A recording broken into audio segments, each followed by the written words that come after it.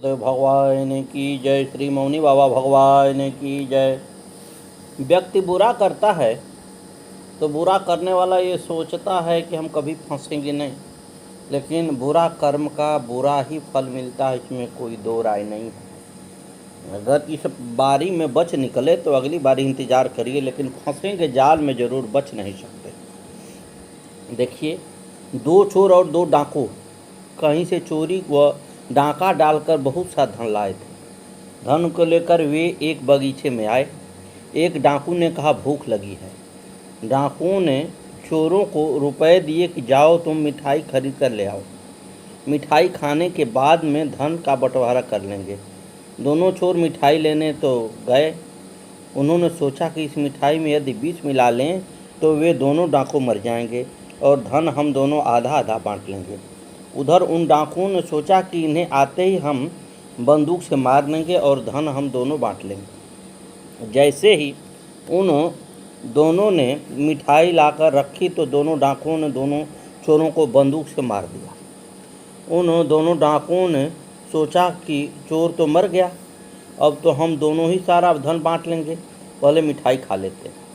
जैसे ही उन दोनों ने मिठाई खाई तो वे डाकू भी मर गए, धन वहीं पड़ा रह गया।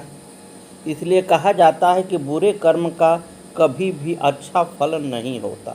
गुरुदेव महाराज की जय। आइए संत भगवान के चरित्रों पर प्रकाश डाला जाए। एक बार आप श्री राधा जी के धाम बरसाना के एक गहर वन में अपने परिकारों के साथ गए थे। वहां आपने देखा कि एक अजगर को सहस्त्रों चोटें चूटियां खा रही हैं। आपने कृपा कर उस जीव का उद्धार किया। परिकरों के पूछने पर आपने बताया कि पूर्व जन्म में ये एक धनी मानी संत थे और ये चींटियाँ इनके शिष्य थे। इन्होंने अपने शिष्यों का धन तो खूब लूटा, परंतु उनका क्या अपना भी उद्धार न कर सके, इसलिए इन्हें इस घृणित योनि में आना पड़ा। ब्रज में श्रीनाथ जी की कीर्ति पताका का फहरा कर वे अपने पूर्व निवास स्थान अड़ैल में चले आए। श्री आचार्य के दो पुत्र हुए। पहले का नाम गोपीनाथ था और दूसरे का नाम श्री विट्ठलनाथ था। उनका पारिवारिक जीवन अत्यंत सुखमय और शांत था। भक्ति प्रचारार्थ आपने संपूर्ण भारत की 3 बार यात्रा की। इस यात्राओं के दौरान आप जहाँ जहाँ ठहरते उन्हें बैठकर कहा जाता है। आपकी 84 बैठकें प्रसिद्ध हैं। एक बैठक आपके ताम्रपर्णी नदी के तट पर है। कहते हैं कि वहाँ के राजा अकाल मृत्यु निवारणार्थ विद्वान ब्राह्मणों की सलाह से स्वर्ण पुरुष का तुलादान कर रहे थे, परंतु डर के मारे कोई भी ब्राह्मण उन दान को लेने को प्रस्तुत नहीं हो रहा था। राजा का ब्राह्मणों के प्रति इस कारण भाव शिथिल हो रहा था। उसी समय श्री वल्लभाचार्य जी महाराज वहां आए और राजा की प्रार्थना पर एवं ब्राह्मणत्व की मर्यादा रखने के लिए उन्होंने दान लेना स्वीकार कर लिया। जब आप उस स्वर्ण पुरुष को ग्रहण करने के लिए आगे बढ़े तो उसने एक उंगली उठाई। यह देखकर आचार्य चरण ने अपनी 3 उंगलियां उठाई। इस पर उस स्वर्ण पुरुष ने सिर नीचा कर दिया। आचार्य चरण ने उन्हें ग्रहण कर टुकड़े टुकड़े कराकर सब ब्राह्मणों में बंटवा दिया। ब्राह्मणों के पूछने पर आपने बताया कि स्वर्ण पुरुष एक उंगली दिखाकर पूछता था कि क्या तुम एक 12 ही दिन में संध्या करते हो। इस पर मैंने 3 उंगलियां दिखाकर उसे बताया कि मैं एक नहीं 3 संध्या नियमित करता हूँ। इस प्रकार आपने संध्या के महत्व का भी प्रतिपादन किया। एक बार की बात है, एक सज्जन शालिग्राम शिला एवं प्रतिमा दोनों की एक साथ ही पूजा कर रहे थे, परंतु उनके मन में भेदभाव था। वे शिला को अच्छी एवं प्रतिमा को निम्न श्रेणी की समझते थे। आचार्य ने उन्हें समझाया कि भगवत विग्रह में इस तरह की भेदभाव नहीं होनी चाहिए। इस पर वे सज्जन बिगड़ कर खड़े हुए और अकड़कर प्रतिमा की छाती पर शालिग्राम को रखकर दांत में पधरा दिया।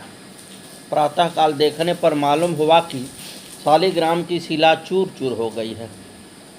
तब तो उन्हें बड़ा पश्चाताप हुआ और जाकर उन्होंने आचार्य चरणों में क्षमा मांगी। फिर आचार्य ने भगवान के चरणामृत से उस चूर्ण को भिगोकर गोली बनाने की कहा। ऐसा करने पर मूर्ति फिर ज्यों की त्यों हो गई। उनका समग्र जीवन ऐसी चमत्कारपूर्ण घटनाओं से ओतप्रोत था, परंतु एक महान भगवत भक्त के जीवन में इन चमत्कारों का कोई ऊंचा स्थान नहीं होता। गोकुल में भगवान श्री कृष्ण ने उन्हें प्रत्यक्ष दर्शन दिए थे। सबसे ऊंची वस्तु तो उनके जीवन में थी भगवान की विशुद्ध और अनन्य भक्ति। उन्होंने तन मन धन सब कुछ भगवान को समर्पित कर दिया। एक बार भोगों के लिए द्रव्य का अभाव देखकर उन्होंने सोने की कटोरी गिरवी रखवाकर भगवान के सामने भोग उपस्थित किया। उन्होंने स्वयं प्रसाद नहीं लिया। 2 दिन बाद द्रव्य आने पर प्रसाद लिया।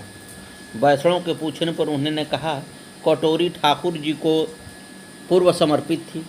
उनके भाग का प्रसाद लेना महापातक है। इस घटना से उनकी कथनी करने के साम्य का पता चलता है। आचार्य ने घोषणा कर दी कि मेरे वंश में या मेरा कहलाकर जो कोई भगवत द्रव्य का उपयोग करेगा उसका नाश हो जाएगा। श्री वल्लभाचार्य महाराज भक्त होने के साथ ही दर्शन शास्त्र के प्रकांड पंडित थे। उन्होंने ब्रह्मसूत्र पर बड़ा सुंदर अणुभाष्य लिखा है और श्री भागवत के 10वें स्कंध तथा कुछ अन्य स्कंध पर सुबोधनी टीका लिखी है। श्रीमद् भागवत को वे प्रस्थान चतुष्ट के अंतर्गत मानते थे। श्री वल्लभ के परम धाम पधारने के विषय में एक घटना प्रसिद्ध है। वे अपने जीवन के अंतिम दिनों में अड़ैल से लौटकर प्रयाग होते हुए काशी आ गए थे। अपने जीवन के कार्य समाप्त कर वे एक दिन हनुमान घाट पर गंगा स्नान करने गए। आप मौन व्रत ले चुके थे, अतः पुत्रों और शिष्यों द्वारा उपदेश की प्रार्थना करने पर गंगा की रेती पर 3.5 श्लोक लिखकर उन्हें आश्वस्त किया। फिर गंगा जी में प्रवेश कर विलीन हो गए। कहते हैं तभी गंगा जी के प्रवाह से एक तेज पुंज निकला और अनंत आकाश में विलीन हो गया। हनुमान घाट उनकी एक बैठक बनी हुई है। इस प्रकार 1587 आषाढ़ शुक्ल तृतीया को 52 वर्ष की अवस्था में आपने भगवान के आज्ञानुसार अलौकिक रीति से यह लीला स्मरण करके गोलोक को चले गए। सद्गुरुदेव भगवान।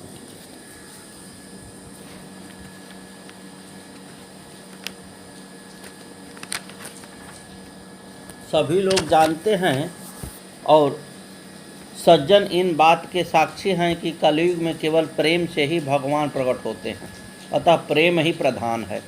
भक्तों का दास कुलशेखर नामक एक राजा था। उसने रामायण की कथा में रावण द्वारा श्री सीता जी का हरण सुना। सुनते ही उसे आवेश आ गया और वह तुरंत हाथ में तलवार लेके घोड़े पर चढ़कर मारो मारो चिल्लाता हुआ दौड़ा और घोड़े को समुद्र में कूदा दिया। दूसरे एक प्रेमी भक्त ने नृसिंह लीला के अनुकरण में नृसिंह बनकर हिरण्यकश्यपु बने हुए व्यक्ति को सचमुच मार डाला। पुनः रामलीला में उसी भक्त ने दशरथ बनकर श्री राम जी के वियोग में अपने शरीर का त्याग कर दिया। श्री रतिवंती बाई ने श्री भागवत की कथा में सुना कि माता यशोदा ने रस्सी से श्री कृष्ण को बांध दिया। सुनते ही अपने प्राण त्याग दिए। इन भक्ति चरित्रों से कलयुग में प्रेम की प्रधानता प्रकट होती है। श्री कुलशेखर जी श्री कोल्ली नगर केरल के राजा दृढ़व्रत बड़े धर्मात्मा थे, किंतु उनके कोई संतान न थी। उन्होंने पुत्र के लिए तप किया और भगवान नारायण की कृपा से द्वादशी के दिन पुनर्वसु नक्षत्र में उनके घर एक तेजस्वी बालक ने जन्म लिया। बालक का नाम कुलशेखर रखा गया। ये भगवान की कौतुकमणि के अवतार माने जाते हैं। राजा ने कुलशेखर को विद्या, ज्ञान और भक्ति के वातावरण में संवर्धित किया। कुछ ही दिनों में कुलशेखर तमिल और संस्कृत भाषा में पारंगत हो गए और इन दोनों प्राचीन भाषाओं के सभी धार्मिक ग्रंथों का उन्होंने आलोडन कर डाला। उन्होंने वेद वेदांत का अध्ययन किया और 64 कलाओं का ज्ञान प्राप्त किया। यही नहीं, वे राजनीति, युद्ध विद्या, धनुर्विद्या, आयुर्वेद, गंधर्ववेद तथा नृत्य कला में भी प्रवीण हो गए। जब राजा ने देखा कि कुलशेखर सब प्रकार से राज्य का भार उठाने में समर्थ हो गए हैं, तब कुलशेखर को राज्य देकर वे स्वयं मोक्ष मार्ग में चले गए। कुलशेखर ने अपने देश में राम राज्य की पुनः स्थापना की। प्रत्येक गृहस्थ को अपने अपने वर्ण और आश्रम के अनुसार शिक्षा देने का समुचित प्रबंध किया। उन्होंने व्यवसायों तथा उद्योग धंधों को सुव्यवस्थित रूप देकर प्रजा के दरिद्रता को दूर किया। अपने राज्य को धन, ज्ञान और संतोष की दृष्टि से एक प्रकार से स्वर्ग बना दिया। यद्यपि वे हाथ में राजदंड धारण करते थे, पर उनके हृदय में भगवान विष्णु के चरण कमलों को दृढ़तापूर्वक पकड़ रखा था। उनका शरीर यद्यपि सिंहासन पर बैठा था, पर हृदय भगवान श्री राम का सिंहासन बन रहा था। राजा होने पर भी उनकी विषयों में तनिक भी प्रीति नहीं थी।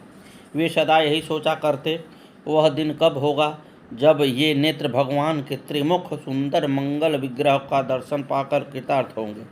मेरा मस्तक भगवान श्री रंगनाथ के चरणों के सामने कब झुकेगा। मेरा हृदय भगवान पुंडरीकाक्ष के मुखार बिंदु को देखकर कब द्रवित होगा। जिनकी इंद्रादि देवता सदा स्तुति करते हैं, ये नेत्र किस काम के हैं यदि इन्हें भगवान श्री रंगनाथ और उनके भक्तों के दर्शन नहीं प्राप्त होते। भक्त की सच्ची पुकार भगवान अवश्य सुनते हैं। एक दिन रात्रि का समय भगवान नारायण अपने दिव्य विग्रह में भक्त कुलशेखर के सामने प्रकट हुए। कुलशेखर उनका दर्शन प्राप्त कर शरीर की शुद्ध बुद्ध भले भूल गए। उसी समय से उनका एक प्रकार से काया पलट हो गया। वे सदा भगवत द्वार में लीन रहते थे। उनका सारा समय सत्संग, कीर्तन, भजन, ध्यान और भगवान के अलौकिक चरित्र के श्रवण में ही व्यतीत होता। उनके इष्ट देव श्री राम थे और वे दास्य भाव से उनका उपासना करते थे। एक दिन वे बड़े प्रेम के साथ श्री रामायण की कथा सुन रहे थे। प्रसंग यह था कि भगवान श्री राम सीता जी की रक्षा के लिए लक्ष्मण को नियुक्त कर स्वयं अकेले खरदूषण की विपुल सेना से युद्ध करने के लिए उनके सामने जा रहे हैं। पंडित जी कह रहे थे, 14 सहस्राणि राक्षसां भीमकर्मणां एकश्चंग्रामो धर्मात्मा कथं युद्धो भविष्यति। अर्थात धर्मात्मा श्री राम अकेले 14,000 राक्षसों से युद्ध करने जा रहे हैं। इस युद्ध का परिणाम क्या होगा। कुलशेखर कथा सुनने में इतने तन्मय हो रहे थे कि उन्हें यह बात भूल गई कि यहाँ रामायण की कथा हो रही है। उन्होंने समझा कि भगवान वास्तव में खरदूषण की सेना के साथ अकेले युद्ध करने जा रहे हैं। वह बात उन्हें कैसे सह्य होती। वे तुरंत कथा से उठ खड़े हुए। उन्होंने उसी समय शंख बजाकर अपनी सारी सेना एकत्र कर ली और सेना नायकों को आज्ञा दी कि चलो हम लोग श्री राम की सहायता के लिए राक्षसों से युद्ध करने चलें। जब ही ये वहाँ से जाने के लिए तैयार हुए, उन्होंने पंडित जी के मुँह से सुना कि श्री राम ने अकेले ही खरदूषण सहित सारी राक्षस सेना का संहार कर दिया। तब कुलशेखर को शांति मिली और उन्होंने सेना को लौट जाने का आदेश दिया। भक्ति का मार्ग भी बाधाओं से शून्य नहीं है। मंत्रियों और दरबारियों ने जब यह देखा कि महाराज राजकाज को भुलाकर रात दिन भक्ति रस में डूबे रहते हैं और उनके महलों में 24 घंटे भक्तों का जमावड़ा रहता है, तब उन्हें यह बात अच्छी नहीं लगी। उन्होंने सोचा कोई ऐसा उपाय रचना चाहिए जिससे राजा का यह भक्ति की ओर से मन फिर जाए। परंतु यह सब संभव था। एक दिन की बात है, राज्य के रत्न भंडार से एक बहुमूल्य हीरा गुम हो गया। दरबारियों ने कहा, हो न हो यह काम उन भक्त नामधारी धूर्तों का ही है। राजा ने कहा, ऐसा कभी हो ही नहीं सकता। मैं इस बात को प्रमाणित कर सकता हूँ कि वैष्णव भक्त इस प्रकार का आचरण कभी नहीं करते।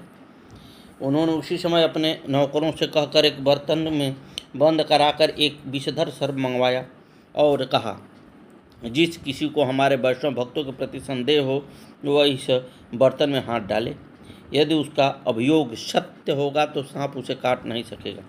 उन्होंने यह भी कहा, मेरी दृष्टि से वैष्णव भक्त बिल्कुल निरपराध हैं, किंतु यदि वे अपराधी हैं तो सबसे पहले इस बर्तन में मैं हाथ डालता हूँ। यदि ये लोग दोषी नहीं हैं तो सांप मेरा कुछ नहीं बिगाड़ सकता। यूँ कहकर उन्होंने अपना हाथ झट उस बर्तन में अंदर डाल दिया और लोगों ने आश्चर्य के साथ देखा कि सांप अपने स्थान से हिला भी नहीं। वह मंत्रमुग्ध की भांति ज्यों की त्यों बैठा रहा। दरबारी लोग इस बात पर बड़े लज्जित हुए और अंत में वह हीरा भी मिल गया। इधर कुलशेखर तीर्थ यात्रा के लिए निकल पड़े और अपनी भक्त मंडली के साथ भजन कीर्तन करते हुए भिन्न भिन्न तीर्थों में घूमने लगे। कई वर्ष तक श्री रंग क्षेत्र में रहे। उन्होंने वहां रहकर मुकुंदमाला नामक संस्कृत का एक बहुत सुंदर स्तोत्र ग्रंथ रचा, जिसका संस्कृत जानने वाले अब भी बड़ा आदर करते हैं। इसके बाद ये तिरुपति में रहने लगे और वहाँ रहकर इन्होंने बड़े सुंदर भक्ति रस से एक भरे हुए पदों की रचना की। इन्होंने मथुरा, वृंदावन, अयोध्या आदि कई उत्तर के तीर्थों की भी यात्रा की थी और श्री कृष्ण तथा श्री राम की लीलाओं पर भी कई पद रचे थे। सद्गुरुदेव भगवान की जय। आगे की कथा कल।